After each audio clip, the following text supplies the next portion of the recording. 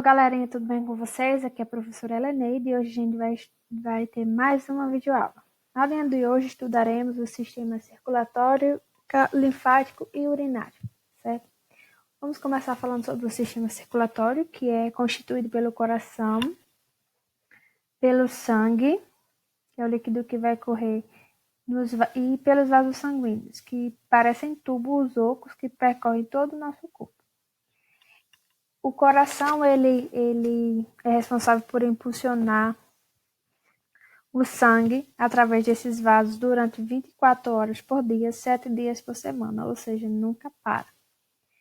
E um sinal perceptível de que esse sangue está passando pelos vasos sanguíneos é a pulsação, que também é consequência dos batimentos cardíacos. Então, nós temos envolvidos nesse sistema circulatório vários órgãos.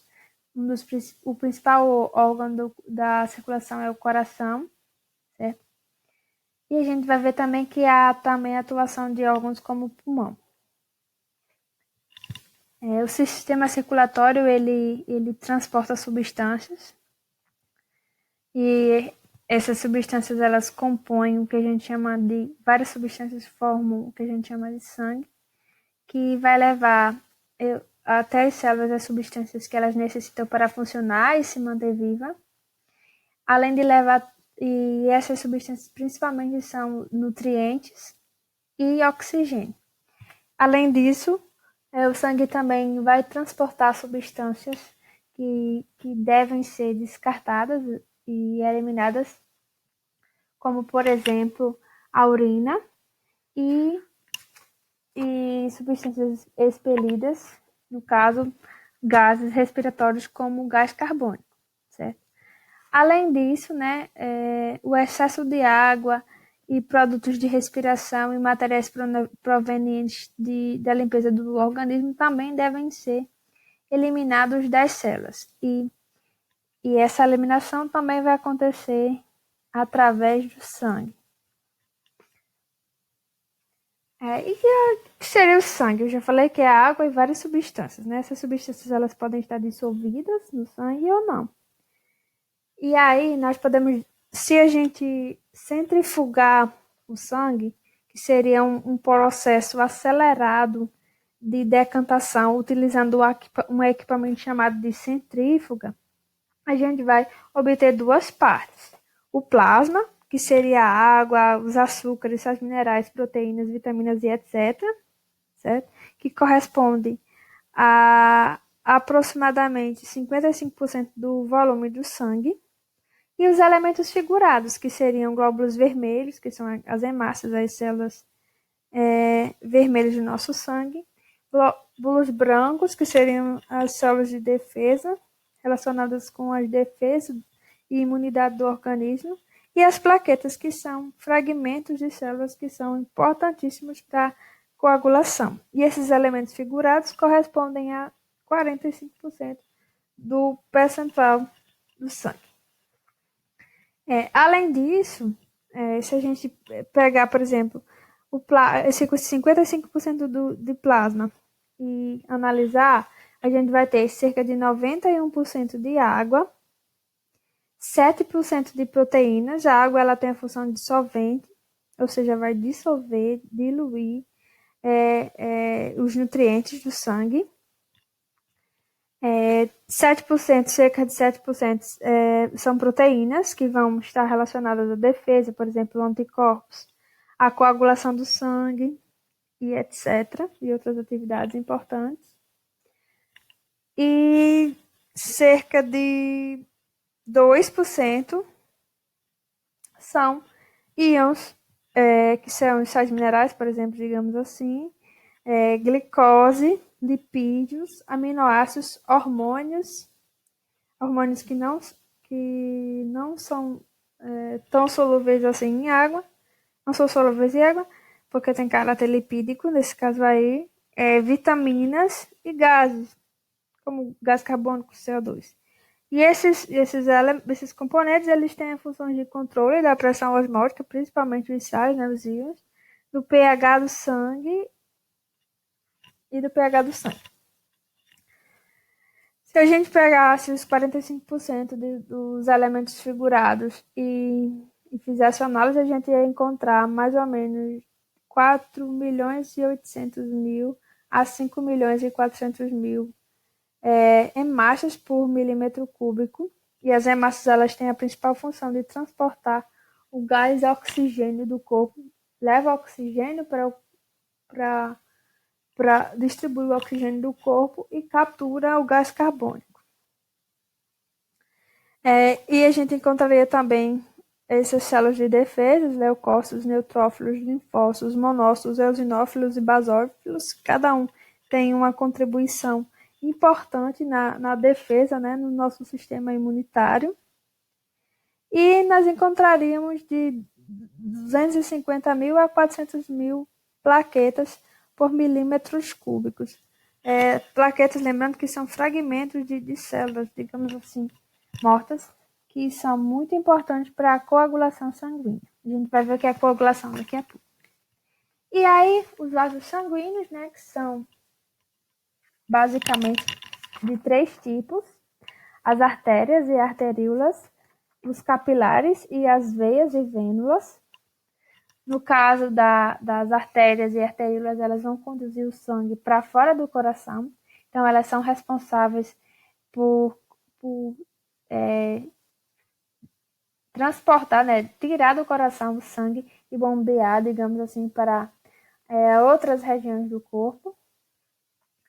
E como elas têm uma fobia pelas superfícies corporais, elas se escondem, estão mais relacionadas, mais próximas, digamos assim, a ossos, e são, na verdade, os vasos onde é possível sentir a pulsação do sangue, observar a pulsação do sangue. Então, nem toda artéria ela vai estar em locais, né, possíveis de se pulsionar, certo? No caso, por exemplo, no pescoço, que a gente consegue próximo a jugular, ver essa pulsação, e no caso dos pulsos, também a gente consegue ter contato com as artérias. Essas partes que parecem ser ossos mais duras que a gente consegue tocar, na verdade são artérias. E a gente consegue também sentir medir a pulsação nesses locais. E aqui só para vocês verem as artérias e as arteríolas. As arteríolas são ramificações das artérias. Nós temos aqui as veias e as vênulas. As vênulas também são ramificações da artéria. E nós temos os capilares, que são vasos bem menores. Voltando a falar, nós temos os capilares, que são ramificações a partir das arteríolas, que tem mais ou menos 0,008 milímetros de diâmetro e que estão distribuídos em todo o nosso corpo, e eles passam perto das células que formam os tecidos. Por isso que eles são os grandes responsáveis por levar nutrientes e nutrientes para os tecidos, né? Órgãos e tecidos, né, que formam órgãos. E também são responsáveis por tirar resíduos desses tecidos e levarem para órgãos que são responsáveis por sua eliminação. E os capilares sanguíneos, eles têm umas paredes muito finas mesmo. São tão finas que só tem uma camada de células, tá certo? Em volta deles. Isso faz com que, por exemplo, tá aqui só uma camadinha de células. Isso faz com que, por exemplo, se uma hemácia for atravessar no capilar, ela tem que fazer uma fila indiana, uma atrás da outra, para que elas consigam atravessar. Outro tipo de vasos sanguíneos são as veias e vênulas. Esqueci de falar para vocês, mas as artérias elas têm um reforço muscular em suas paredes, e as veias, locais onde os capilares se juntam em vasos mais largos, as vênulas, que por sua vez elas se unem, formando vasos mais largos ainda, que são as veias. E as paredes dessas veias, como eu falei, não tem musculatura. E o que vai ajudar na verdade, que o sangue ele retorne para o coração, são os músculos esqueléticos que geralmente podem estar próximos a essas veias, tá certo? Só lembrando que as veias, elas, por não ter, né, essa musculatura como as artérias, elas vão ter válvulas. Essas válvulas, elas ajudam para que o sangue ele flua de um único sentido, tá certo? Então, vai subir, certo? E aí, quando essas válvulas elas estão abertas, o sangue sobe, e quando elas estão fechadas, vai impedir que o sangue retorne, tá certo? Somente quando, por exemplo, essas veias têm algum problema desencadeado pelo excesso de peso do indivíduo, certo? Esse sangue ele vai voltar. E aí, quando ele volta, tá no sentido contrário, vai ocasionar essas veias varicosas que a gente chama de varizes, certo? E aí, como é que a musculatura ela vai ajudar? Elas funcionam, na verdade, como se fossem bombas para as veias, tá certo? E essas bombas, elas vão ajudar para que, principalmente quando se contraem, né, durante as atividades físicas, a caminhada, por isso que é bastante importante, elas evitam o refluxo do sangue e, consequentemente, né, as varizes. E aí nós temos a circulação, que é dividida em dois grupos, didaticamente falando, tá certo? A circulação que a gente chama de circulação sistêmica, que ela tem esse nome porque vai do coração para todos os sistemas do corpo e volta para o coração. E a respiração pulmonar, que é a circulação coração, pulmão, coração. Então, a gente vai começar falando um pouco sobre a circulação sistêmica, que ela vai levar oxigênio até os tecidos e remover o gás carbônico produzido nesses locais e vai percorrer todo o corpo, certo? Então, o que vai acontecer? Vai entrar aqui no coração através do átrio esquerdo e vai sair pelo ventrículo esquerdo através da artéria aorta e vai ser distribuído por todos os lugares do corpo, certo? Para todos os órgãos e tecidos que ele é requerido. E aí, a circulação tem o que a gente chama de pequena circulação, que é a circulação coração, pulmão, coração. Aí no pulmão, ele vai ser oxigenado através dos capilares sanguíneos que estão em contato, né, com os alvéolos pulmonares, que durante os movimentos respiratórios de inspiração e expiração, no caso, inspiração vai haver entrada de oxigênio e expiração vai haver a eliminação de gás carbônico, e esse sangue aqui ele vai ser oxigenado novamente e vai voltar para o ventrículo, vai chegar, no caso, ao átrio esquerdo, depois ventrículo esquerdo, e depois vai ser conduzido pela aorta para oxigenar novamente todos os órgãos e tecidos, e depois, novamente, ele vai se tornar venoso, ou seja, rico em gás carbônico, e vai recomeçar todo o ciclo pulmonar. E aí, o coração, a gente falou que é um dos principais órgãos da circulação, na verdade é o principal, digamos assim. Ele é dividido em 4 cavidades, que vocês já viram, né? Átrio direito, ventrículo direito, átrio esquerdo, ventrículo esquerdo. E sempre vai haver a comunicação do átrio direito com o seu ventrículo direito e do átrio esquerdo com o seu ventrículo esquerdo. E esse sangue ele não vai se misturar.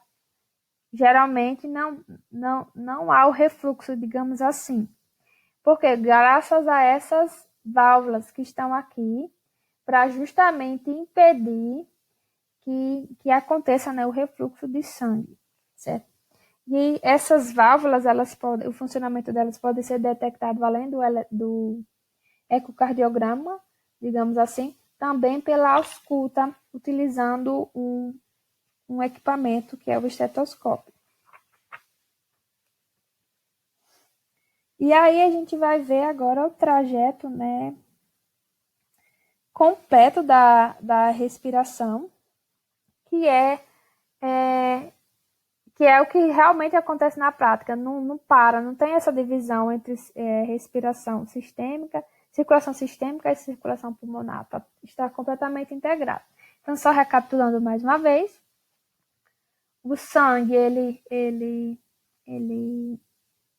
que é pobre em oxigênio, digamos assim, vai chegar, né, ao coração pelas veias cava, tanto a superior como a inferior, vai chegar ao coração pelo átrio direito.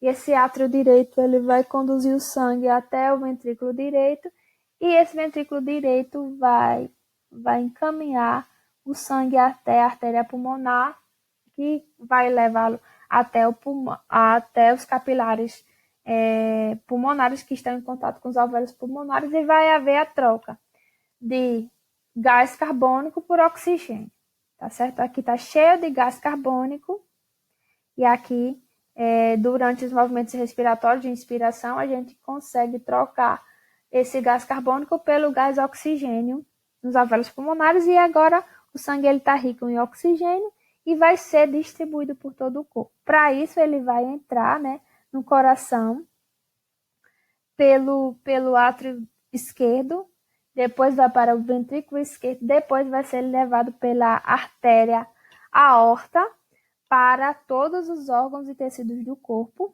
onde, à medida que ele for passando, como eu já falei, o sangue vai deixando o oxigênio e vai levando o gás carbônico. Quando esse sangue está rico em gás carbônico, vai voltar, né, para o ventrículo, o átrio direito, depois para o ventrículo direito, depois para a artéria pulmonar, para que aconteça novamente a oxigenação do sangue e esse ciclo ele recomece. E aí, essa circulação, ela pode ser verificada, na verdade, através da medição da frequência. E aí, para fazer um teste é bem simples. Você vai, sente a pulsação. Quando você estiver sentindo a pulsação, você conta 15 segundos. Ou então marca no relógio e você vai contando mentalmente quantas vezes você sentiu essa pulsação. E aí, você vai multiplicar depois por 4. Por quê? Porque cada minuto a gente vai ter 60 segundos. E 15 segundos é só um quarto de um minuto. Então, para uma pessoa normal, a pulsação ela deve estar de 60 a 80 batimentos por minuto. Lembrando que, por exemplo, idosos, a pulsação ela vai ser mais fraca, mais baixa, mais lenta, e em crianças pode ser bem mais alta. E também há outras coisas que podem interferir na frequência cardíaca do indivíduo, por exemplo, exercícios físicos, doenças, surtos e emoções. E além da ausculta, que eu falei para vocês, com estetoscópio, também é possível detectar, né, problemas cardíacos através do eletrocardiograma, que é o registro no papel. O paciente ele é submetido a alguns eletrodos, mandar para essa máquina como está a atividade elétrica do coração, e isso vai ser feito através desse registro no papel. E aí, quando se tem, né, esse eletrocardiograma que tem que apresentar um padrão, quando os pacientes eles estão fora desse padrão, geralmente eles estão acometidos com alguns problemas cardiovasculares. E aí se manda fazer outros exames mais avançados, que seria, no caso, por exemplo, um ecocardiograma. E aí, eu falei para vocês de coagulação, não foi? O que seria a coagulação do sangue? Coagulação nada mais é que a capacidade do nosso organismo de estancar rapidamente a perda de sangue. Sem a coagulação, por exemplo, se a gente tocasse em um espinho ou numa agulha, todo o nosso sangue sairia do nosso corpo. Isso não acontece por quê? Porque quando acontece uma danificação de um vaso sanguíneo, né, que há o extravasamento de sangue, plaquetas, que são fragmentos, né, de células, elas vão se agregar, formando o que a gente chama de coágulo no local. E esse coágulo vai obstruir, né, o vaso sanguíneo para que novas hemácias não sejam perdidas. O sistema linfático ele é formado por vasos linfáticos, que a gente pode ver aqui, que estão espalhados por todo o nosso corpo. por linfa, que é um líquido que percorre esses vasos, que é rico em água, substâncias dissolvidas, como, por exemplo, minerais, proteínas, células mortas, tá certo? E agentes infecciosos, certo? E também por linfonodos, que são essas bolinhas aqui, que são responsáveis pela filtração da linfa e também combate de agentes infecciosos. Por exemplo, quando a gente está com alguma infecção na garganta, tem bactéria lá na garganta, os linfonodos do pescoço, eles costumam inchar, porque vai haver uma maior disponibilidade de células de defesa para aquela região, para tentar combater, por exemplo, bactérias ou vírus. E aí, quando elas estão inchadas, a gente sente um pouquinho de dor, por causa das contrações das terminações nervosas que a gente tem também, né, por todo o nosso corpo. E a gente costuma dar o nome de ínguas. E aí, o que seria a excreção? Excreção é a eliminação de resíduos produzidos por atividades vitais.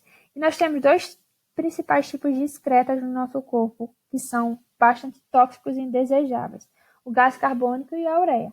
Mas também o excesso de água e de sais minerais precisam ser também expulsos e são feitos principalmente pela urina e pelo suor. E aí não confundam eliminação com excreção, tá certo? Eliminação geralmente está relacionada à evacuação, que é a eliminação de alimentos que não chegaram a ser digeridos nem absorvidos pelo corpo, né, que a gente faz ao defecar. E excreção seria o descarte de água, sais minerais, ureia e outras substâncias não necessárias ao corpo. Essas substâncias podem ser, por exemplo, substâncias tóxicas. E essa excreção ela é feita pela urina, majoritariamente. E como é que acontece a produção da urina nos rins? Bem, os rins eles são responsáveis pela produção de urina do nosso corpo. Por quê? Porque eles são capazes de filtrar o sangue e retiram tudo que ainda é útil do organismo e conduz esse material de volta para o sangue, e o que não é útil vai ser eliminado através da urina. E a quantidade de urina que um organismo produz, que um indivíduo produz, depende da quantidade de água que ingerimos. Se você ingere muita água, você vai produzir muita urina. Se você ingere pouca água, você vai produzir pouca urina, certo? Quanto menos água você beber, mais a urina vai ser concentrada e maior a tendência, de, por exemplo, de formar cálculos renais, que seriam as famosas pedras nos rins.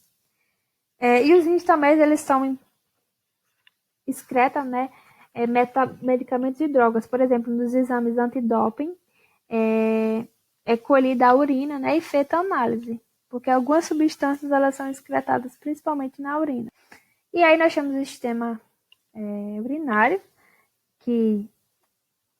onde o sangue vai entrar, né, pelas artérias no rim. Esse sangue vai ser filtrado e vai ser devolvido. Vai sair por meio das veias, tá certo? E vai ser, no caso, os excretas, né? O que não foi aproveitado vai ser levado, né, do rim para os uréteres e são conduzidos até a bexiga, e da bexiga as substâncias não necessárias vão ser eliminadas através da uretra.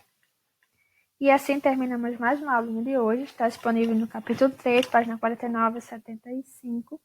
Uma boa aula, bom trabalho. Fique em casa, fique com Deus e até a próxima. Um beijão e tchau, tchau.